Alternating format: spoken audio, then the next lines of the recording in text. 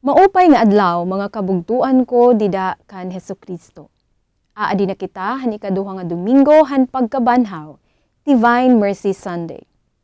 Ako hi Jeanette Fariola Ruedas, miyembro han Social Communications Ministry han Archdiocesan Shrine of Santo Niño. Para hanyana ha Gospel Power ha waray-waray. Han pagkagabi na han Domingo, samtang ginakutan ang mga purtahan han gintirukan han mga tinunan tungod hin kahadlok han mga Hudeyo, inulpot Jesus ngan tinuk daw ha irabot nga nagsiring ha ira. An kamurayaw maada ha iyo. Kahuman gudla niya pagsiring hini, iginpakita niya ha ira an iya mga kamot ngan an iya kagiliran. Nagrayhak an mga tinunan pagkita ni rahan Ginoo.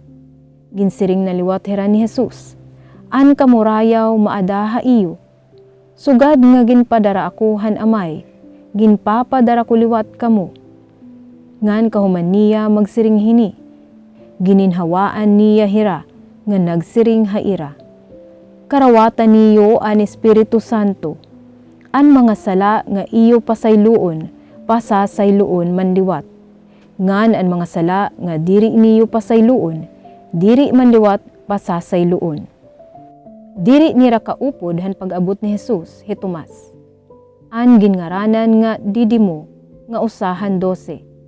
Sanglit ginsiring niya han iba nga mga tinunan. Nahikit-an namon ang Ginoo, kundi nagsiring hiya ha ira. Kundiri ko kitaon an mga tinahusan han raysang ha iya mga kamot, ngan ibutang ko an akon mga tudlo, didahan mga tinahusan han raysang, ngan ibutang ko an akon kamot, didaha iya kagiliran, diri ako matuod. Niyan, paglabay hinusa ka simana, nagtirok na liwat, an iya mga tinunan hasulod han balay, ngan kaupod na nira hi Tomas. Inulpot ni Jesus, bisan ginakutan ang mga purtahan, ngan tinuk daw hiya ha irabot nga, ngan nagsiring. An kamurayaw maada ha iyo. Pagkatapos, ginsiring niya hi Tomas. Ibutang didi an imo tudlo, ngan kitaa an akon mga kamot. Ngan ikadi an imo kamot. Ngan ibutang ha akon kagiliran. Ngan ayaw na pagruha-duha, tuo na. Nagbaton hi Tomas, ngan ginsiring hi Jesus. An akon Ginoo, ugan akon Dios. Ginsiring hiya ni Jesus. Tinuo ka ba tungod kay nakakita ka? Baraan adton mga waray pa pakakita ngan natuo na. Niyan damo pa nga mga tigaman ang nabuhat ni Jesus ha atubangan han iya mga tinunan nga waray kahisurat hini nga basahan. Kundi ginsurat ini nga tanan base kamo tumuo nga hi Jesus an Mesiyas, an anak han Dios. Ngan ipinaagi hini nga mga pagtuo, magkamay ada kamo kinabuhi, ha iya ngaran. An pagdududa, amo iton aada hakabutngaan han pagtuod ngan diri pagtuod. Ang tais nga pagbalanse, pabor han pagtuod, amo ang pag-interbener han Dios. Kay ang Dios, gintatagan hin importansya, ngan seryosohon an aton mga pagdududa.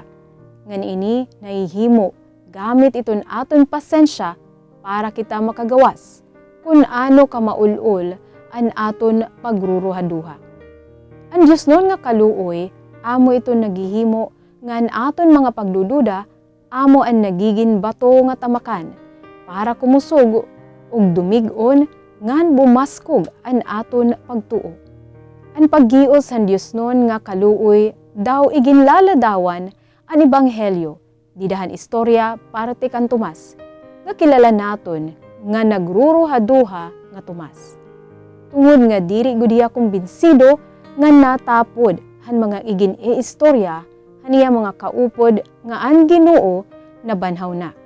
Ngan gusto pa niya makaptan niya an mga buho han rinaysang ngan samad ha kagiliran ni Jesus kumo kondisyones han iya pagtuod.